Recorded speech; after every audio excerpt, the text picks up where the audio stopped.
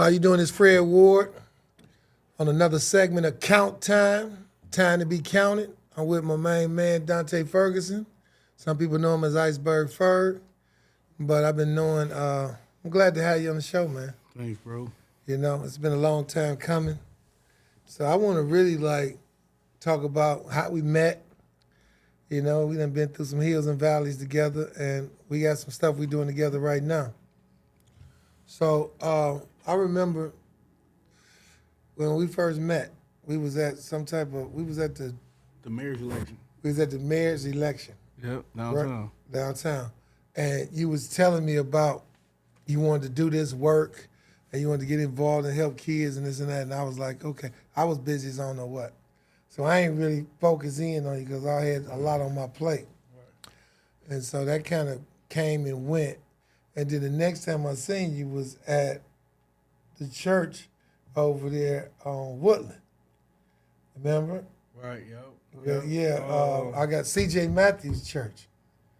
And they was having some type of, youth, something going on. They was talking to the youth. And you had pulled up on me again like, hey, man, I'm really trying to do this work. And you was letting me know how difficult it was for you to get involved in this work. Now, what the listening audience might not know is why it was so difficult for you to get into this violence intervention work. You want to share with the audience why you think it was so difficult for people to believe or trust you in that space? Maybe because of the past, gang ties to the streets, right? Okay. Being gang affiliated, and people was hesitant about dealing with me at first, stuff like that, right? Yeah. Now you say gang affiliated. Now that kind of come off a little light. Right? That come off a little light, like gang affiliated. That sounds like somebody just rolling with a gang and all that. But I think that I'm saying your title. You understand? Or the role that you play in the gang affiliated would be a little more significant.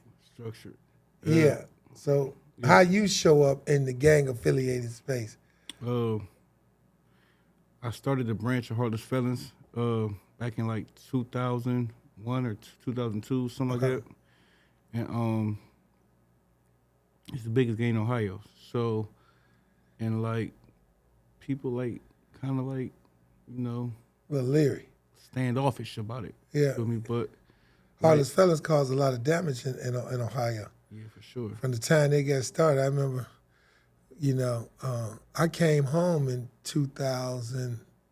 I came home November 15, 1999. Right. And I started hearing about them, but as I was home after a couple years, I started seeing the escalation and the viciousness of Heartless Felons enacting on us throughout the city. A lot of damage. And the fact that you was one of the founders, you carried an extra weight. It's an extra weight on you. Yeah. Right? But when I met you, it was 2018, which means that, and I'm sure you was probably a little different from 2001 to 2018. Growth, But I'm curious, what did that growth look like? Like from 2001, starting one of the most ruthlessest gangs in the state of Ohio that took over the juvenile detention center and the adult prison system, to 2018, you pulling up on me saying that, man, I want to get involved in, youth violence intervention work. 2001, I was fearless, right? I really didn't understand life, right, at that point in my life, right? I was 15 or 16, right? Yeah. And at that point, a lot of youth don't understand the prized possession of life, right? So it took me years and years and years to get past the name, the reputation, the streets, thinking about what other people think, stuff like that. So let me see, 2001 to probably 20 years. of me trying to recreate myself into the person I am today, right? But going back to 2001, right? Yeah. I was a kid, right? So I think that a lot of things was not understood. I don't think I understood myself in 2001. I would say that. We're going to get into that because I think it's a program that not only Cleveland, but Ohio need that you've been instrumental in putting together that's going to speak to that. Like in 2001, you was a kid. Right. Putting down major work, creating major destruction. Right? But through our relationship, right, you was introduced to like adverse childhood experiences. Right. And the things that affect us from birth to 18 that can traumatically change not only the way we look at the world and show up in it, but it can be so traumatic and change our brain waves. Right. Speak about that 15-year-old that's about to create, you understand, this branch of heartless felons, right? Where was you at on the trauma dynamic? Not knowing at the time. So at 15, right, I was in a state of like survival, bro. Like I wasn't really understanding that the things that I was doing wasn't right. Yeah. Right? All I know is, right, you violate, we demonstrate, bro. Right? Or you get out of line, man, like we on your ass, right? They got a new saying in 2025 called belt the ass, right? All I knew was Shit, belt that the sound ass. like an old saying because I got belt to my ass a lot. They done took the new back to the old. No, for real. Shit. Okay, I'm like belt the ass. I can go for that. I ain't understand none of that, man. All I knew was violence at that time, right? And it's a thing called like offense and defense, right? All I know is if you stay on offense, then you don't really got to play defense, right? It was like a mask, right? I really didn't know, like, and this is a safe space, y'all, right? It's a safe space. We're going to share it with the world, though, because they need to know. I really wasn't a gangster, bro. I wasn't. I didn't know that I knew how to fight until I was like 17, 18 years old, right? And I was already in ODYS. Yeah. Right? I didn't know that I wasn't Iceberg Ferg until later on in life. Yeah. Until I was put in ODYS. Okay. It created the iceberg. Right. I wasn't that person. That's then. interesting. I was Dante, right? Yeah. I came home from school, right? I went to boxing practice, right? And I was adjudicated delinquent at a young age, right? Okay. But I wasn't Iceberg Ferg until I was probably like 17 and a half, 18 years That's old. interesting. Let's explore that a little bit. Because I used to tell people that I wasn't a gangster either. I told them that my dysfunctionalism was reinterpreted as gangsterism. Right. Right? I was just a kid that was a 9 out of 10 on the adverse child experience scale because I got whoopings with stenching cords, belts. I got tied to a chair when I was, 8, 10, and 9 years old. I got beat. And when I came off the porch at 14, 15, I thought I was justified to beat other people. Because I got beat because I did something wrong. I'm justified to beat you because you did something wrong. Hurt people. Right. Right? But I never thought, the streets looking at it like, man, G a straight cold gangster. But I really was just dysfunctional. Right? So that's really interesting that you say that. Right? And, I always thought about even your name. We first met, it was like Iceberg Ferg. I'm like, Iceberg. But I knew about trauma because I had experienced it myself. So I was like, a lot of times when people automatically assume that they about to be impacted by pain, and hurt, what do? When a doctor get ready to pull your teeth or do something in your mouth, what's the first thing they do? They numb you. They numb your mouth. Yeah. They numb you in the expectation, in the preparation of pain. Eating pain. You damn right. So when I heard Iceberg, I'm like, but no, let me go back. Not when I heard Iceberg, when I heard some of your story as a kid, some of the things you went through as a kid, whether it was with your family, your mother, your brother, I say, shit, it makes sense he Iceberg. It makes sense he numb. Right? When you really go back, and I go back, right? Yeah. And I really replay the whole situation, right? If I would have never went to ODYS, I would have never been to Iceberg Ferg. Wow, that was deep. And that's real. Like, I didn't really get a chance, right? I was still like, at that time in my life, bro, like I was still a kid. I probably was like a defiant kid, but I was still a kid. I didn't understand like the system. I didn't understand the laws. I didn't understand none of that, right? So like, and I'm not justifying like, oh well, because of this, I became this. Nah, I'm saying like, I was never given a clean shot to be like a regular person, man. When them people sent me down there, gladiator for whatever reason, right? I'm not. I guess they seem fit. I don't know, right? But like when them people sent me down there, right? I wasn't that cold-hearted person until I got down there, and then I had to really be in like a. You can't be soft in jail, right? So it's like I had to be a different person than I wanted to be, right? Okay. So, and then like. Shit, now you can't be soft in the streets. Nah. It's an extended out here, you know?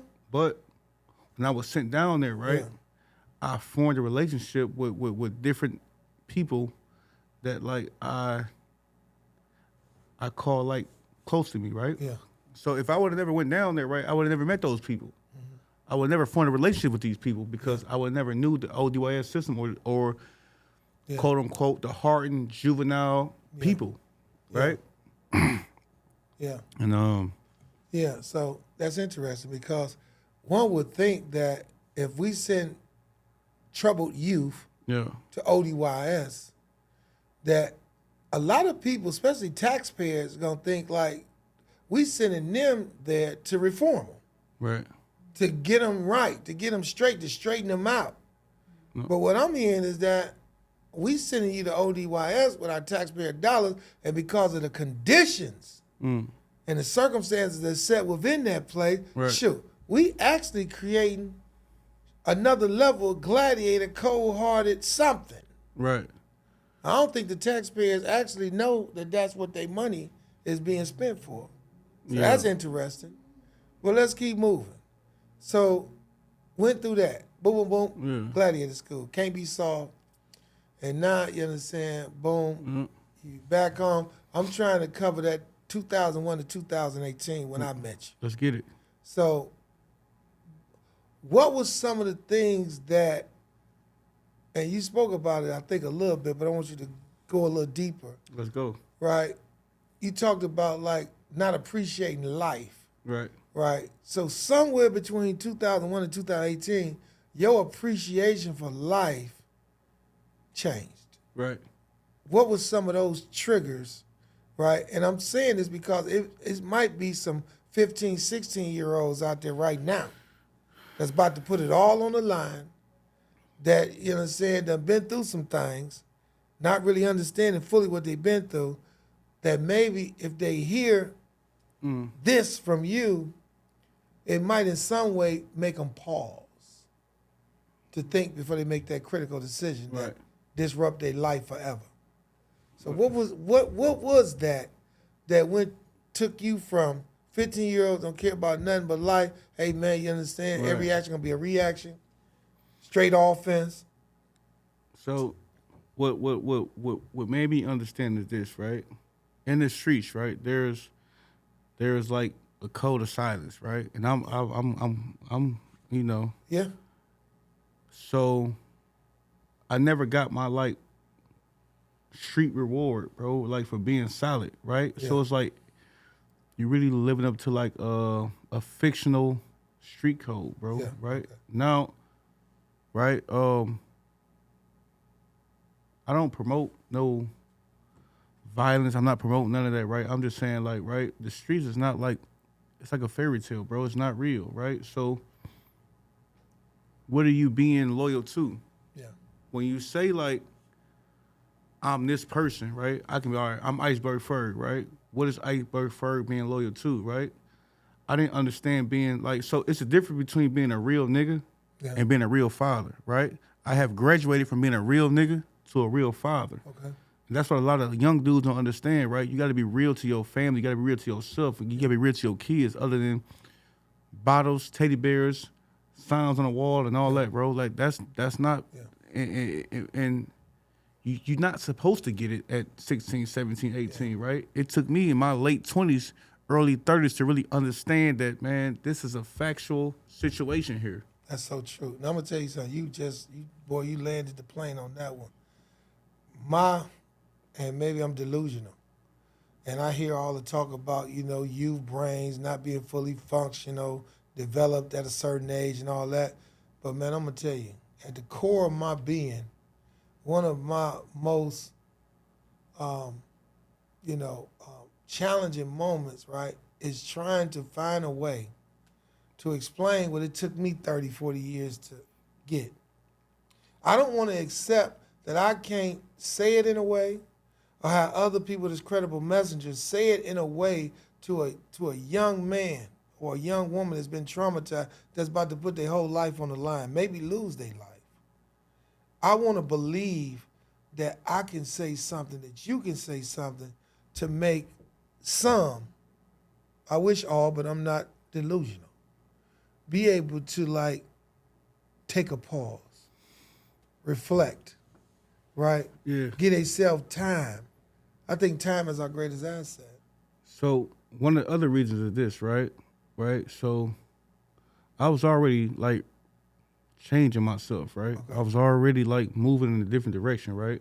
Okay. But so 2022, right? It was a situation where a dude, he put up on me and started shooting, right? I got shot in my leg, right? Well, I got grazed in my leg and shot in my foot, right? But I thought I was hit over 15 times, right? Because he shot probably 30 times, right?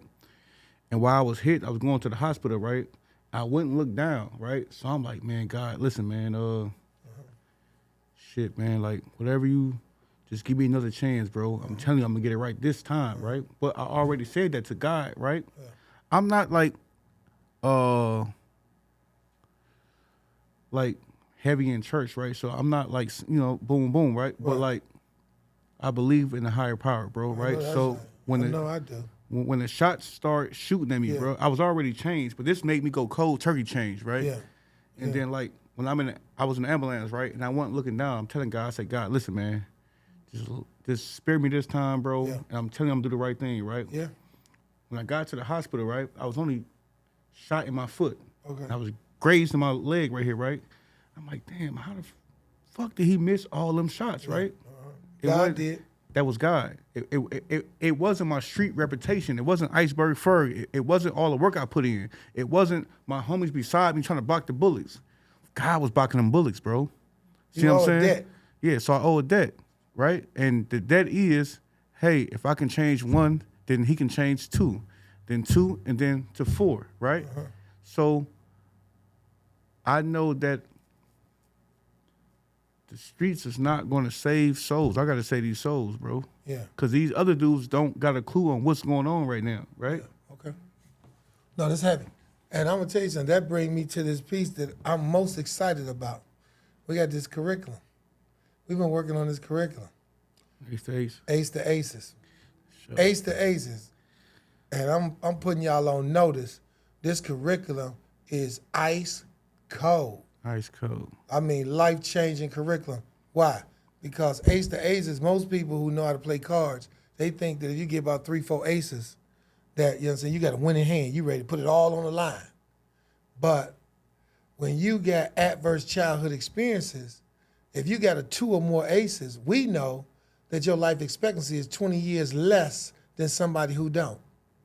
We also know that 2 or more aces can not only be so traumatic, right, that it can cause all type of health outcomes, shorten your lifespan, right? So this curriculum that we designed, we're going to ace the aces, which means that we're going to explore the fundamental causes of these adverse childhood experiences, these social determinants of health. And we're going to use real stories, right, to relate them to real situations in the world. Man, I ain't been this excited in a while. But this curriculum needs to be in every juvenile facility, every after-school program, every at-risk youth. Even if you ain't an at-risk youth, you probably need to know it because you've probably been subjected to it. It needs to be in every penitentiary. because trauma is real. It's causing all type of bad decisions to happen. And so, like, Dante, when we start looking into like adverse childhood experiences, how did it show up for you? It's a questionnaire like 1 to 10. Like if you're 2 or more, it say dramatically changes, your life. I'm pretty sure I'm an 8 or a 9 for sure. 8 or 9. Yeah, for sure. 8 or 9. I'm a 9. I'm a 9 out of 10. You're an 8 or 9 out of 10. For sure, 100%. But let me ask you this: when you first realized what adverse childhood experiences was, and start going back in your own life, looking at the things that you didn't experience, how did that show up for you? I thought the things that I was experiencing was normal. I didn't think that like no food in the refrigerator was uncommon. I didn't know that your parents yelling at you was like, you feel me, like no, traumatic. That's trauma. Yeah, that's trauma. I didn't know like my auntie, right? No shade, but it is what it is, right? My auntie called me a bastard all my life. Wow. Right? That's part of trauma. Hell yeah. That's not regular stuff, right? I was verbally abused all my life, right? My mama kicked my ass. You feel me? So it's like, man. And then when I look at that paper, I get to marking off all the marks. I be going easy on myself. Cause it's like, damn, bro, you've been through a lot. You've been through a lot of trauma, right? Yeah. And sometimes I just mask the trauma so nobody will know that the stuff that I go through, right? But in this space, you can't help but notice all the trauma you've been through, right? Because you in these spaces, man, with normal people. Yeah. And when you say the things you've been through, right, they look at you like, damn, bro.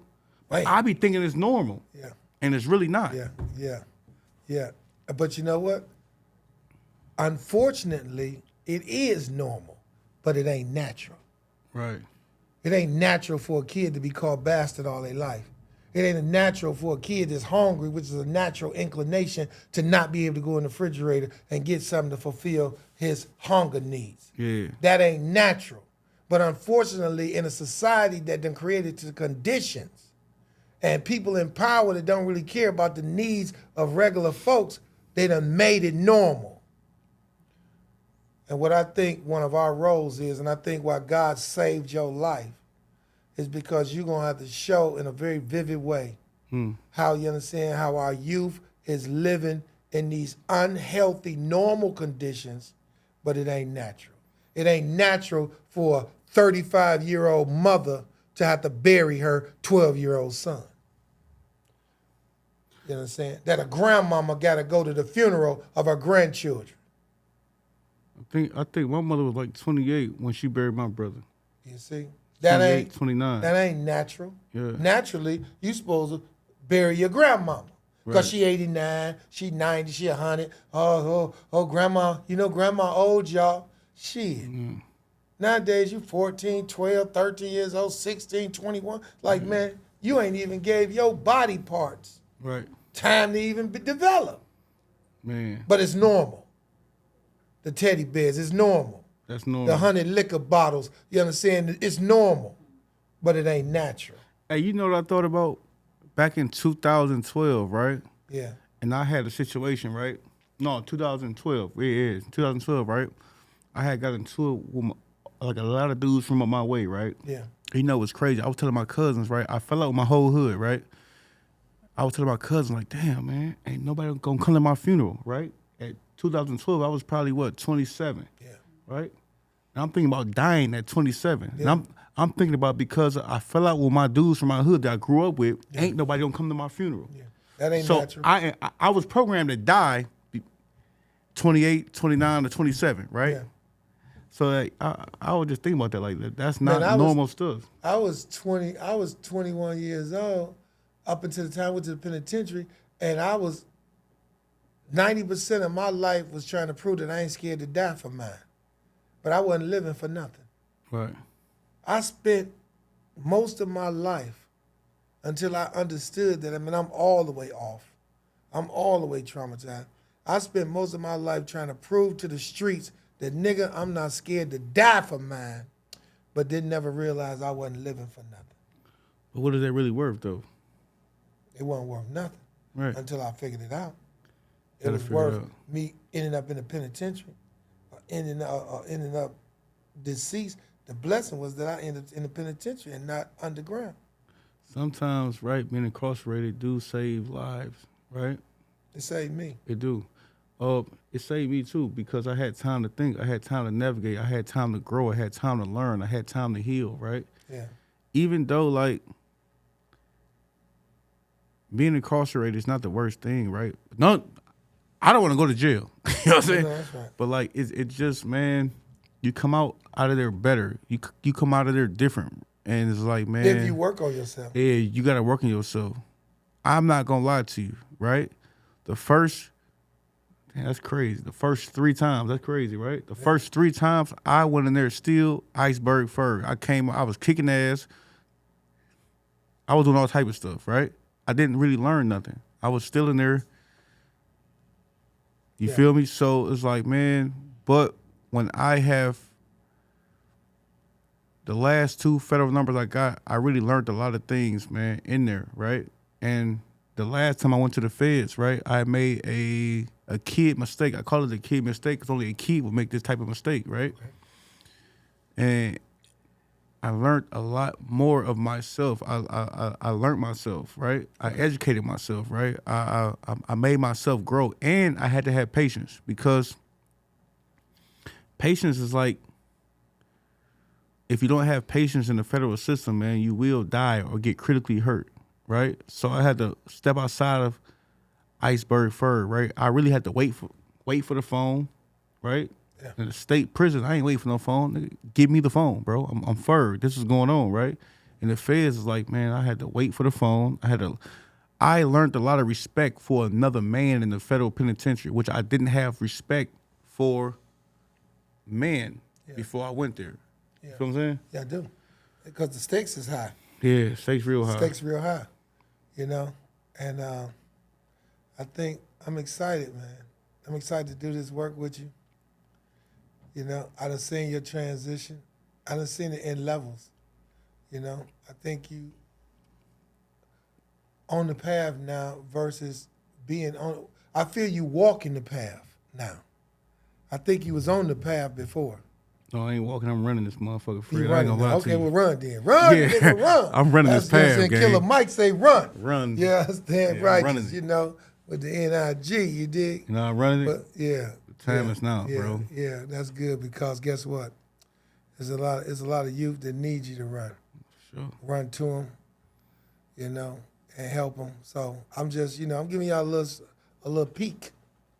Sure. Don't get it twisted. We've been in the lab, and what we're doing is necessary. It's God ordained.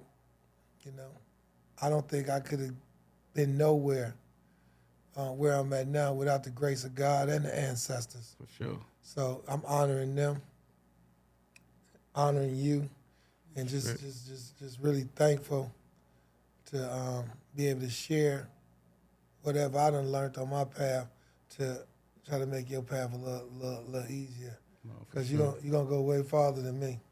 Sure. And that's what transition look like, you know. And to all the fathers, man, the greatest gift a son could give to a father is to be greater than him. And to a mother as well. The greatest gift a daughter can give her mother is to be greater. So, man, we just want to let y'all know that we working. We got something in the pot cooking. We coming. You know, I done already dedicated the rest of my life, you understand, for the service of humanity. And I'm coming to my own first. So Fred Ward checking out, count time to be counted. For all those out there, you understand, that have been directly impacted, know, you understand, that difficult don't mean impossible, and you understand you can transform your life and give it back. We running like Harriet Tubman. Even though we free, we still going back to get others. So that's Fred Ward checking out for you now. I appreciate you, brother. Sure, bro. My man. Peace, y'all. Yep.